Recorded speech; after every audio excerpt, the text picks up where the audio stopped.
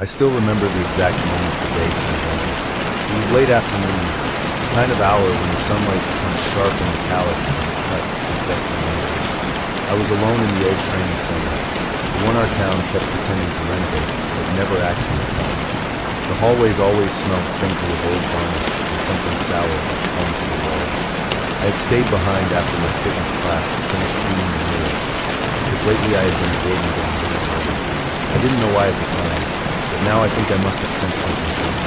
The mirrors in the main hall were enormous, stretching from knee-high panels to a silver strip from the ceiling. Every time I cleaned them, I could see myself multiple times, stretched, distorted, multiplied into quiet versions that never moved unless I did. It should have been comforting in a strange way. Instead, it felt like being locked. The sun was sinking outside, and the reflection across the mirror turned the whole room into a bright, blinding light. That was when I first noticed the shimmer. Not shining shimmer. A strange, thin glare that didn't look like ordinary light. It moved across the mirrored wall in a narrow vertical streak, almost like someone dragging something sharp along the surface from the other side. I stood still, clock in hand, waiting for it to disappear. Maybe it was a car passing outside, catching sunlight from the road. But there was no sound, no shadow, no shift of anything around me.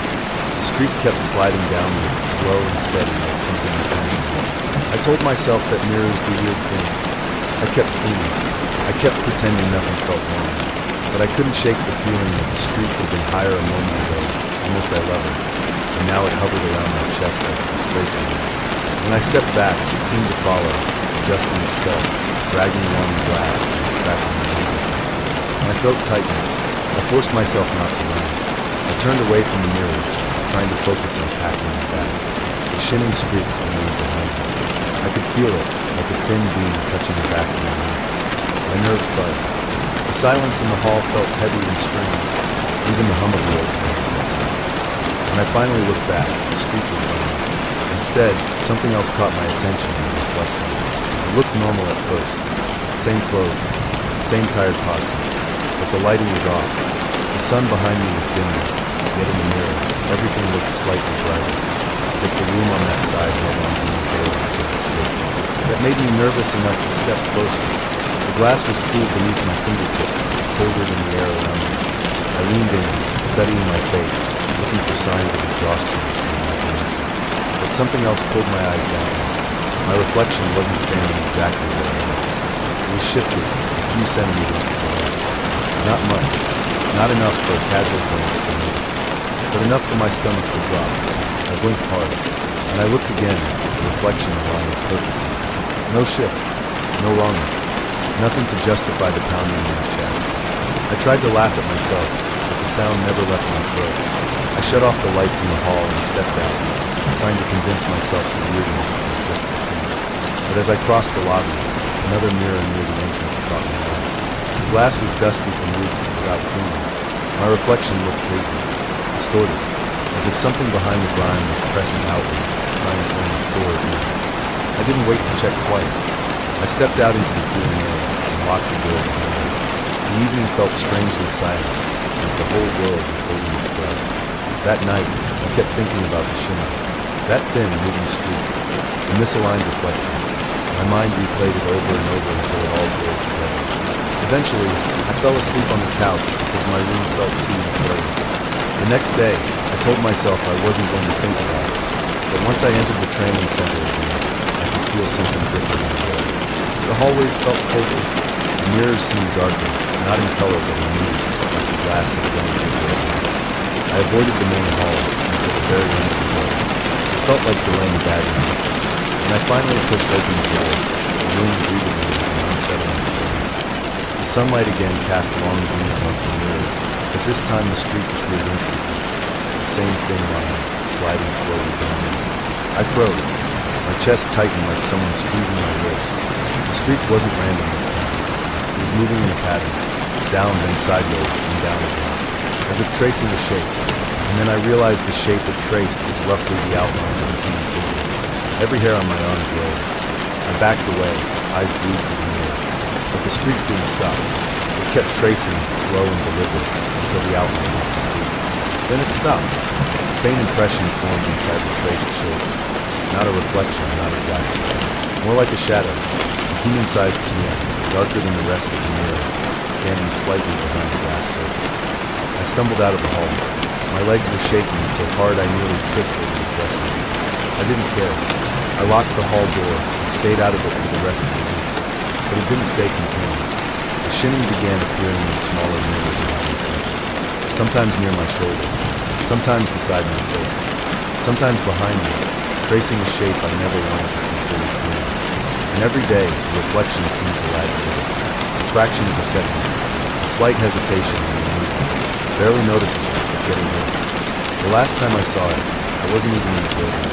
I was walking past the store window at dusk, bags in one hand, thinking about putting my cleaning shifts all together.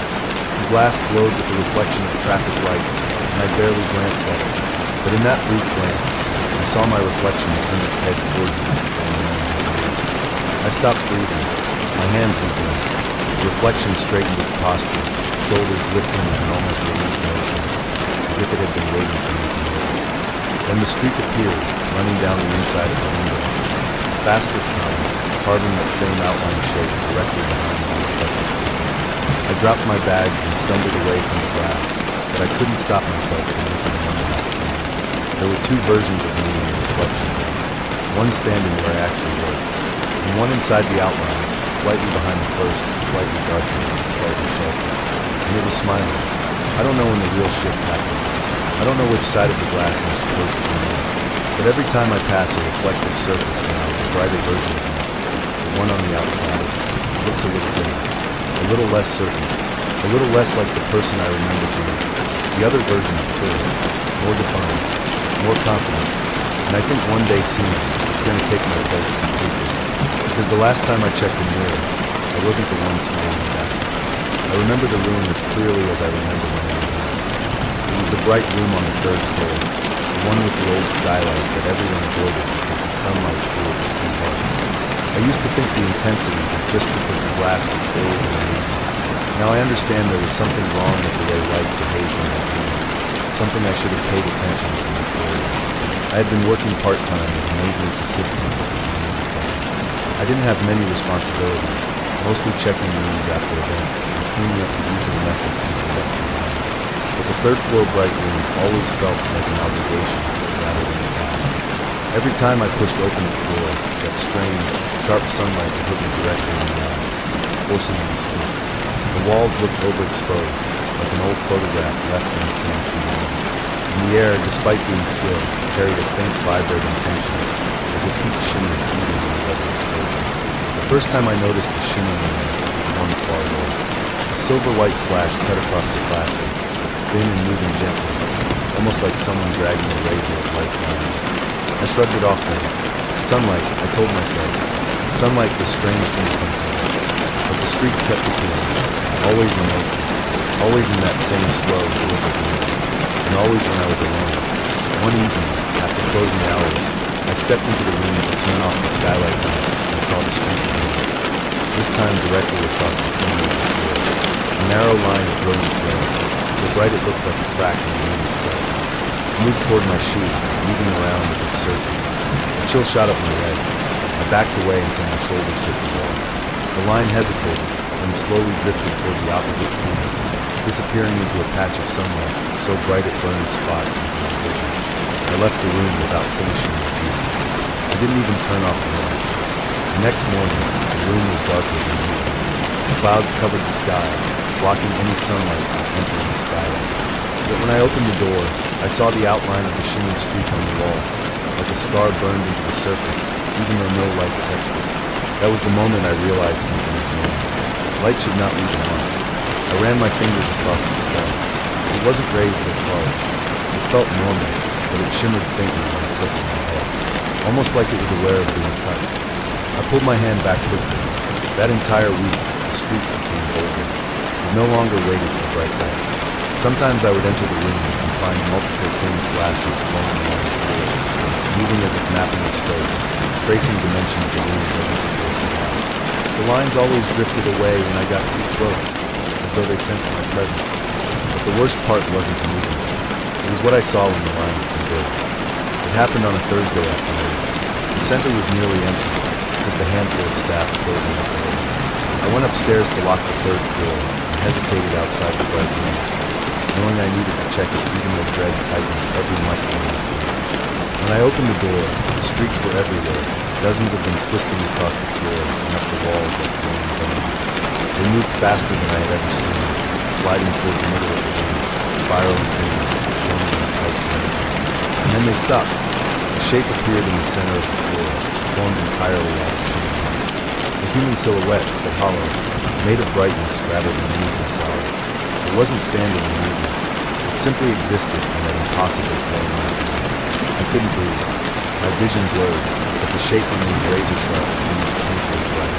I took a shaky step back. The shape pulsed once, as though reacting to my movement. That pulse made me bolt. I ran downstairs, heart hammering, barely aware of my surroundings. I didn't return to the third floor for 3 days. I made excuses, swapped tasks with other staff members, and avoided any room with reflective surfaces because I kept catching flickers of that same brightness at the edges of glass. But the shinning didn't stay in that room. It followed. I first noticed it on the stainless steel panel of the elevator. A faint vertical streak that slid upward as the doors closed, vanishing right before I did. Then it showed up on the microwave door in the staff room, moving along the black glass like a searching camera. Once in the restroom, the streak reflected across the sink faucet and stopped directly under my chin. I felt its heat without touching it. By then, I had begun avoiding anything shiny altogether. One evening, after the building closed, I walked past the stairwell window and froze.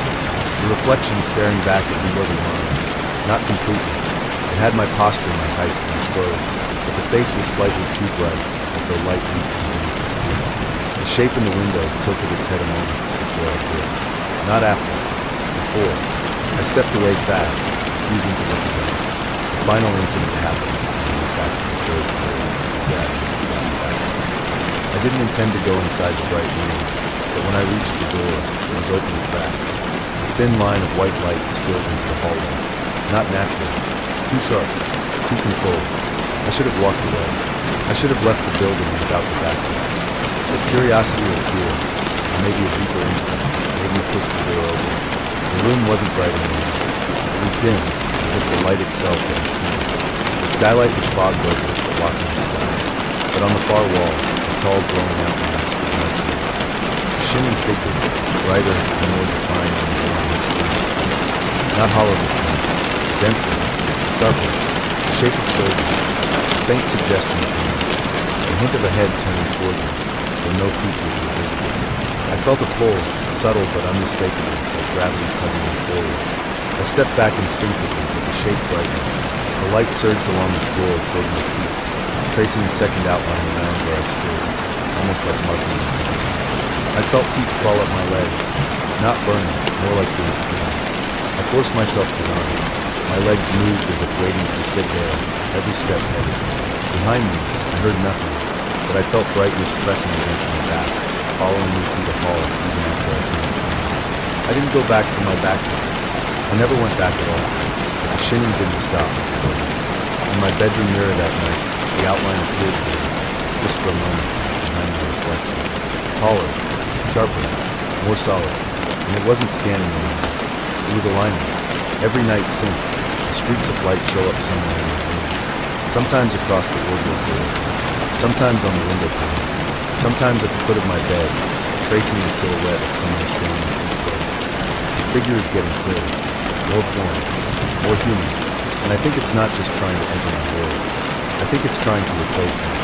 There are things we notice only when it is too late, tiny details that seem harmless at first, but later reveal themselves as warnings we were too distracted to understand. For me, it started with something simple, the corridor lights in my apartment building. They had always flickered occasionally, but a month ago the flickering changed. It became rhythmic, almost deliberate, with the pulse hiding in the walls. Every evening when I returned from work, I would walk the long corridor toward my room and feel that faint stuttering low tapping at the back of the room. The building was old, the kind of place where no one knew who lived on this floor and people kept to themselves. The hallways always smelled faintly of detergent and damp carpet, the result of years of quick cleaning instead of real repair. I lived on the 6th floor, the one with the longest corridor. It stretched out in a straight line, dotted with identical doors and narrow emergency lights that cast a pale, uneven glow. I had lived there for 8 months without noticing the mirror at the far end. It wasn't even decorative, just a safety addition the landlord installed, so people could see someone coming down the street. I had passed it hundreds of times without giving it a second thought, until the night the shooting appeared. It started on a Thursday, right after I returned home late and exhausted. The corridor was quiet, the lights unblinking in the dark. I walked halfway down the hall when I noticed a thin, bright streak on the inner surface. It wasn't static. It moved downward at a slow, deliberate pace, like a grip of glowing liquid sliding along the ground. I stopped walking. My heart tightened. The air felt heavier, and the hum of the lights above changed pitch, almost as if the whole building was watching. At first, I thought someone's flashlight was reflecting against the mirror, but the streak wasn't shaped like previous. It was too narrow, too precise, and it didn't waver or change direction. It carved a perfect, straight descent. I stood there until it vanished. Then I looked behind me, half expecting someone to be coming through. No one was there. When I looked back at the mirror, something else bothered me in the reflection. I swore I was standing slightly farther back from the mirror floor, just a few centimeters. A small misalignment, but enough for dread to settle into my skin. I blamed fatigue, stress, anything other than the truth gleaming at the edges of my vision. The next morning, the streak appeared again. This time it moved upward, slow, controlled, and the reflection behind it, my reflection, lagged half a second behind me. When I lifted my hand to test it, the mirror version followed too late, like it needed time to understand what I wanted it to be. That was when I stopped pretending it was nothing. Every day afterward, the sheen became clearer. The streaks moved faster. The misalignment became more obvious. Some mornings, the corridor lights flickered in sync with the streets, brightening every time the line shifted across the glass. I began choosing different times to read, hoping to avoid the corridor entirely, but the mirror always waited for me. One evening, when I came home early because of a power outage downtown, I found the hallway completely dark except for the emergency exit. Its dull red glow barely lit the path, but the mirror at the end of the hall shimmered with its own brightness. I froze. The shimming streak was wider now, no longer a thin line, but a glowing shape. It formed an outline, human in height, but hollow, like someone pressed their body into the glass and left it glowing. The outline flickered faintly in the corridor lights, pulsing like a heartbeat. My skin crawled. Something deep inside me whispered to turn back. Leave. Don't go near it. But my apartment was at the far end. I forced myself forward. Each step felt heavy, and the air around me tingled with static. When I reached the midpoint of the hallway, the outline brightened, shifting subtly as they came into place. I couldn't hear anything, but I felt something, pressure maybe, like invisible fingers brushing against my shoulder. I kept walking. I kept my eyes down, but the closer I got, the more impossible it became not to look. When I was only a few steps away, I finally lifted my head. My reflection stared back at me, but it wasn't right. The mirror version stood completely still, perfectly centered, even though I was slightly off to the side. Its posture was straighter, its expression calm, and behind it, the glowing outline hovered like a second figure waiting for its turn. I backed away slowly until my shoulder hit the wall. The reflection didn't move at all, not even to blink. The lights flickered again, and this time the mirror version blinked a moment too late. Not synced with me, delayed, as if learning the timing. I ran to my apartment, slammed the door shut, and didn't leave again until morning. I told myself to ignore the mirror, to avoid the corridor, to use the stairs at the other end. But no matter how much I tried to avoid looking, the sheen found me. It began showing up in windows, elevator doors, and even the reflective metal on the fire extinguisher case. Always that same thin glow moving across the surface. Always that same misaligned reflection of contact. One night, after a storm knocked out the tower, the emergency lights flared completely. When I stepped into the hallway to check the breaker box, I saw a faint light at the end. Not from a lamp, not from a window, from the mirror. A soft white glow pulsed gently through the darkness, illuminating the corridor with a ghostly wash of light. The outline inside the glass was clear as ever. It wasn't hollow now. It had depth, substance, a faint suggestion of shoulder and head. Its stance mirrored mine perfectly, except it was closer to the surface, as if the glass wasn't a barrier anymore. I stepped back toward my apartment door, but something in the mirror moved faster than I did. My reflection's arm lifted, even though mine stayed frozen inside. The mirrored version raised its hand, like it was testing how far it could go without me matching it. My entire body prickled with fear. Then slowly, its fingertips pressed against the inside of the glass. The shinning pulsed along its hand, rippling outward like cracks spreading through frozen air. I heard nothing, but the pressure in the air felt like something pushing forward, searching for a way out. I shut myself inside my apartment and waited for a minute.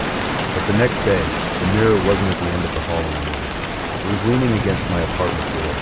Someone or something had moved it, and the shinning outline stood inside exactly where a person would stand if they were waiting for someone to open the door. I didn't open it. I haven't opened it for days. Every night, I hear faint taps on the other side of the mirror. Soft, rhythmic, like fingers tracing the surface in slow, deliberate patterns. This morning, I checked my bathroom mirror and saw something new. My reflection was aligned perfectly. Too perfectly. Its posture straight, its eyes clear, its smile sharper. And behind my mirrored figure, just barely visible in the shiny glow, I saw a second silhouette standing closer to me. I don't know how long I can avoid opening the door, because the tapping is getting louder, and the reflection behind me looks more real than I did. There was a floor in the building where I worked that nobody ever talked about unless they absolutely had to. Technically it was the fourth floor, but everyone called it the storage level, even though most of the storage rooms were empty. The company had downsized twice in the past 2 years, leaving entire rooms in use, with lights switched off to save electricity. My job as the newest employee was to check those rooms once a week to make sure no leaks, pests, or hazards were forming in the dark corners and no one else ever knew. I had been doing these inspections for 3 months without incident. The floor was always dim, always quiet, always carrying a faint industrial smell that clung to the back of the floor. The windows were covered with dust. The concrete walls echoed with each step, making me feel like someone else was walking behind me. But I forced myself to ignore the unknown, because the job paid well enough that I couldn't afford to be picky. Everything changed the day I noticed the first change. It was a narrow strip of reflective metal near one of the old maintenance closets. The strip had always been there, part of a broken ventilation panel someone had left leaning against the wall. But that day, a thin, bright streak of light slid across its surface. It moved slowly downward, not flickering like light usually does, but gliding and steady until it landed. At first I assumed it was sunlight peeking through a window, but there were no windows there, just walls and an abandoned doorway. The brightness continued its slow descent until it reached the bottom of the tunnel, then stopped completely, as if it had reached its intended point. I stepped closer, cautious. The streak faded before I could touch it. I told myself it was nothing. Stress. A trick of the stairwell lighting. Anything that would keep me from dwelling on it. But 3 days later, the streak appeared again. This time across a stack of old glass frames piled in the corner of the floor. The light darted from one frame to another, tracing their sleek surfaces almost like searching. When I approached, my footsteps echoed too loudly in the hollow room, and I had the unsettling impression that the street paused, as if aware of its presence. The worst part was the reflection of the frame. My reflection wasn't aligned with my actual position. It stood slightly ahead of me, shoulders squared, posture straighter than ever. It looked clearer as well, almost too focused, while I felt like a blurred version of myself in comparison. The reflective glass was dusty, yet the version of me staring back was sharp and almost polished, as if the dust didn't apply to it. I backed away slowly. The reflection didn't move until I turned my head forward, and then it shifted and moved too late. That delay sent a chill through my spine. The next week, the shimmy spread. It appeared on the polished floor near the elevator shaft, sliding like a blade of light across the sky. It danced across the surface of an old television monitor left unplugged from the main line. It even glimmered faintly across the stainless steel door handle as I reached for it. Every time it appeared, something felt off about my reflection. It wasn't just misalignment anymore. There was a change in expression. Sometimes the mirrored version held a tighter grip. Sometimes its eyes seemed too focused. And sometimes, most disturbingly, it looked like it was standing closer to the reflective surface than I was imagining. I started avoiding mirrors entirely. One Friday evening, I stayed late to finish paperwork, and by the time I went upstairs for the inspection, the building had emptied out. The storage floor was darker than usual, the motion lights confusing the activity. I used my phone flashlight, beam sweeping across the floor and shaking up. The air felt different, thicker, heavier, as though the dark itself was pressing against me. When I reached the end of the hallway, I saw something that made my knees lock. The shimmering streaks had gathered. Dozens of thin lines of light covered the floor, walls, and surfaces, all moving toward a large broken mirror leaning against the back wall. They traced along the edges of its fractured surface, aligning themselves into a tall, human-shaped silhouette.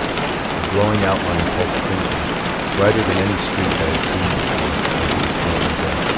I should have run. Every survival instinct screamed straight away. But I stood frozen, staring at the reflection in the broken glass. My own reflection was there, and most of it. The pieces of the mirror were misaligned, making the image fractured. But even through the cracks, I could see something horribly clear. The reflection was standing much closer to the glass than I was. Its head tilted slightly, its shoulders straight. Its expression unreadable, but undeniably more defiant than mine. And behind it, the glowing outline expanded. A faint warmth spread across my skin, like standing too close to a bright light.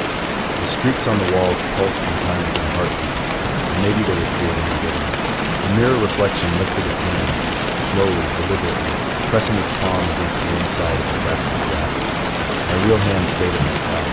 I stepped back. The reflection leaned forward. That was enough to break my freedom. I turned and ran down the hallway, my footsteps hitting the concrete in jagged edges. As I sprinted toward the stairwell, I caught flashes of the shimmering streets sliding along metal pipes and door hinges, almost chasing me.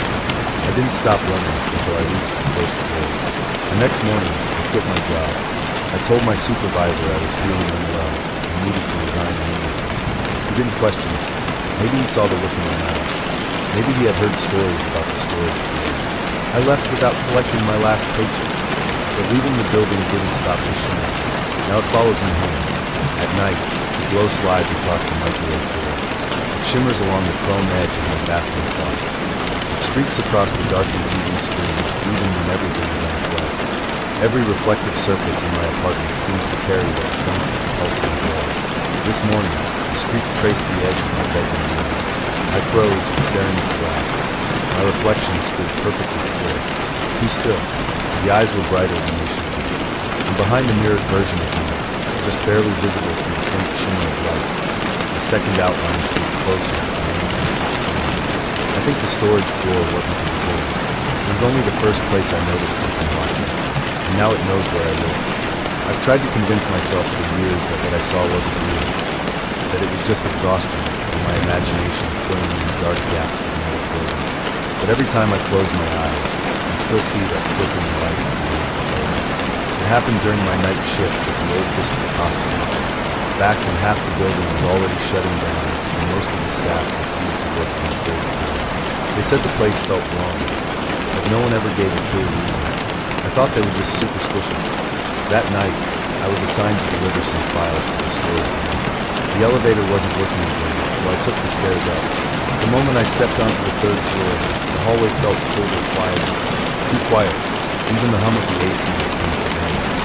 At the far end of the hallway, one of the ceiling lights was flickering loudly, dim, bright, like it was struggling to stay alive. I remember thinking, I left the lights on. No one works here anymore. I walked slowly, the sound of my own footsteps echoing like I was the only living person in the entire building. The flickering light kept guiding my eyes forward until I noticed something beneath me. Someone standing right under the broken wall. They were facing the wall, completely still. I stopped walking. My mind was racing. A patient? A nurse? A security guard? But no one was assigned to this floor. Hello? I called out. No response. The light flickered again, and for a split second, their shadow stretched unnaturally long across the floor. When the bulb brightened, the shadow snapped back to normal. I wanted to believe it was just the bulb messing with my vision. I took another step and tried again. You need help? This time the figure moved, but not like someone from behind. It was more like they slowly leaned sideways, as if their neck somehow bent too far, trying to glance at me without actually turning. But the light flickered the moment I looked directly at them, and I couldn't make out a face. Just dark features, wrong proportions. I froze. My body wouldn't let me walk closer, or step back. Then I heard it, a soft dragging sound, not from the figure, from the room beside me. I looked at the door. It was slightly open, though I was sure all the doors on this floor were supposed to stay locked. Something shifted inside the room. A rustle, a whisper of movement, like someone quietly trying to stand up. When I looked back to the flickering light, the figure was gone. Not walking away, not turning a corner, just gone, as if the light swallowed them. The dragging sound from the room grew louder. I didn't wait. I ran. I didn't look back at the room, or the hallway, or the flickering light. I sprinted down the stairs, skipped 2 steps at a time, and didn't stop until I reached the lobby where the night guard stared at me like I'd seen something I shouldn't have. After I told him what happened, he only said one thing. "You went to the 3rd floor? You're not supposed to go there alone." I quit that job 3 weeks later. But sometimes, when I pass by that old building from the street, I see that same flickering light in the top window, still struggling, still trying to reveal something standing beneath it. I didn't believe the rumors about the abandoned surgical wing. Everyone said the place was haunted, that strange things happened there long after the floor was shut down. I always thought the staff were just trying to scare the new recruits. But one night ruined that confidence forever.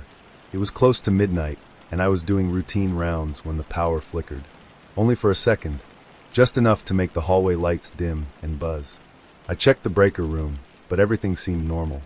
The only thing out of place was a faint draft coming from the old surgical wing at the far end of the building. The wing had been sealed for nearly a decade. No lights, no machines, no staff, nothing. A thick sliding door kept it shut, and a chain lock prevented anyone from wandering inside. But that night, the door was cracked open. Just slightly. Just enough for cold air to breathe out from the darkness. I told myself maybe maintenance had been working earlier and forgot to lock it. I took a deep breath, pulled out my flashlight, and pushed the door open. The moment it slid aside, the air inside hit me, stale, heavy, and freezing cold. My light cut through a long corridor lined with empty patient beds. Dust coated every surface. Not much had changed since the wing was abandoned, except for one thing. At the very end of the room, one hospital curtain was drawn. The rest hung open, stiff from age. Only that one stood perfectly closed, swaying slightly like someone had just walked behind it. I don't know why, but I felt an overwhelming pressure in my chest. Like something deep inside me was begging me not to go closer. Still, I stepped forward, each footstep trembling on the old tile floor. As I got nearer, the curtain shifted, just a little. Not from wind. There were no open windows, and the air inside was dead still. It moved like someone on the other side had brushed against it. "Hello?" I whispered, my voice barely audible. No answer. Only silence, and then a soft tapping sound from behind the curtain. Rhythmic. Slow. Like fingertips brushing the metal frame of the bed. I tried to steady my breathing. Is someone in there? The tapping stopped. My flashlight flickered, and in that brief dimness, I swear I saw the bottom of the curtain lift, just a few inches, like something crouched behind it was adjusting its position. I stepped back. Another inch lifted, then another. I didn't wait to see what was underneath. I turned and bolted toward the exit. When I reached the sliding door, I grabbed the chain, pulled the door shut, and locked it as fast as I could. But as I fastened the last loop of the chain, I heard it, a quiet rustle from the other side. Then the curtain rod screeching, as if the curtain was finally being pulled open, slowly, deliberately. The next morning, I came back with 2 other staff members. When we opened the wing, every curtain was open. Except that one. It was completely closed again. I put in my resignation the same week. And sometimes late at night, I swear I still hear that tapping sound, soft, patient, like it's waiting for me to come back and finish what I started. The strangest thing about that night wasn't the silence or the emptiness of the hospital. It was the light. One single room light glowing at the end of a darkened hallway that was supposed to be completely disconnected from power. I didn't understand it then, but now looking back, it was the first sign that something was terribly wrong. It was late winter, the kind of cold that seeps into the walls and makes every hallway feel like a tunnel of ice. I was on the late shift, assigned to routine inspections after a small electrical fire earlier that week. Most staff had already gone home. The building felt hollow. Every footstep I took echoed like someone was walking just behind me. The abandoned north wing was my last stop. It had been shut down for years due to structural instability. No patients, no equipment, no electricity. Every door had a faded yellow notice stuck to it, warning people not to enter. Usually the wing was pitch black, but that night a soft white glow seeped from under the door of room 217. At first, I thought my eyes were playing tricks on me. The hallway was dark enough that the faintest reflection could look like a light. But as I walked closer, I saw it clearly. A bulb was lit, a perfect, steady glow, like it had been left on by someone who forgot to switch it off before the wing was sealed. My throat tightened. I didn't want to check it. I could have ignored it, written it off as leftover power leakage or some maintenance issue. But my job required me to confirm everything in person. So I steadied my breathing, pushed the heavy door open, and stepped inside. The room smelled of dust and old antiseptic. Cold air wrapped around me, as if the place hadn't seen a living person in years. In the center of the room stood an empty hospital bed. The mattress was still covered with a thin sheet that looked untouched. The walls were bare except for old mounting brackets where medical equipment used to be, and above it all, the ceiling light glowed bright and clear. A working bulb, in a room disconnected from the grid. I reached for the switch on the wall. My hand hovered over it before I pulled back. Something about turning it off felt wrong, like I was interfering with something I didn't understand. Instead, I stepped closer to the bed, trying to figure out why everything felt so strangely preserved. That's when I noticed the clipboard. It hung at the foot of the bed, clean despite the dust covering everything else. The paper clipped to it was crisp white, fresh, no sign of aging. I leaned closer and saw a patient name written in neat handwriting. The date at the top was just 3 days old. My chest tightened with confusion. There hadn't been any patients in this wing for years. I scanned the sheet, expecting some sort of prank or misfiled paperwork, but it listed recent vitals, regular hourly entries, notes, observations, everything up to date, and the last line, written in small handwriting, read "Still here." A sharp chill ran through my arms. I stepped back from the bed. The room suddenly felt smaller, as if the air had thickened around me. Something about the sheet on the bed bothered me now. The corners were tucked too tightly, too cleanly, like someone had prepared it recently for a patient who was no longer there. I turned to leave. The door swung halfway shut on its own, the motion silent but smooth. I pushed it open fully and stepped into the hallway. The air there felt warmer, less oppressive. I stood still for a moment, trying to calm myself. I planned to report everything to maintenance in the morning and let them deal with the inexplicable power. But as I started walking, I heard it, a soft shift of fabric from inside the room. Not loud enough to be mistaken for footsteps. More like someone adjusting themselves on the bed. I froze. The light that had been steady and bright flickered once. Then again. For a brief moment, the hallway seemed to blur around me. I couldn't tell if it was fear or the failing power system. Either way, I didn't look back. I hurried down the hall, not running, but moving as fast as I could without breaking into a full sprint. I reached the main corridor, which still had power, and finally allowed myself to breathe. I tried to steady my thoughts, convincing myself there had to be a logical explanation. Someone had been in that room recently. Someone forgot to report it. Someone left the light on. But the dates on the chart were still wrong. The electrical connection was wrong. The untouched dust around the entire wing was wrong. And that soft shift of the bedsheet still echoed in my mind. I should have gone home after my shift, but I found myself unable to sleep for hours. The image of the glowing room stayed with me, haunting the back of my mind.